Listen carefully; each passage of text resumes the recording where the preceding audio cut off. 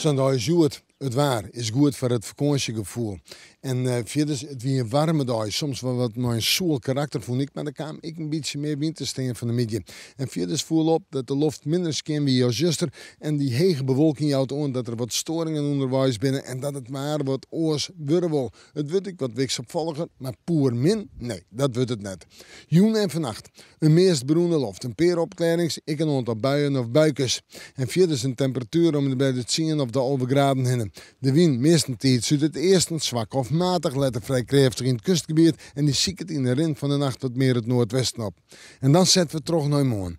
Morgen begint misschien maar mist in een petite maandtijd. Vierde ze even wat zinnen in de midden begint de lucht vanuit het zuidwesten waai. Ik op een ei, een aantal buien en buikers. Ook in de natuur, dat wetter wel broeken.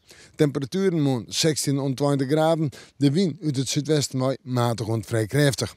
Ik zou het al in de joentijd, in de nacht een paar buien of buikers en dan zetten we terug naar het fruitsjoch. Hemelveert, tongetje. Een dag maar droeg waar als het om mij luidt. En we hebben een temperatuur om bij de 16 of 17 graden heen. Wel een krachtige wind in het kustvaartgebied, wat het is maar, dus een waskoging van de wettersporter.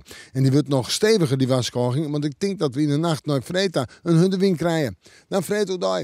Zinnen, bewolking, buien, buikers, ja, een paar pittige buien en de temperatuur zijn 14 graden. Een krachtige wind, misschien wel hut. En op sneeuw, meest droeg, een enkel buiken, redelijk wat zinnen en ik sta 14 of 15 graden. Hoe het verder komt, we moeten morgen maar weer even in het waarsje in.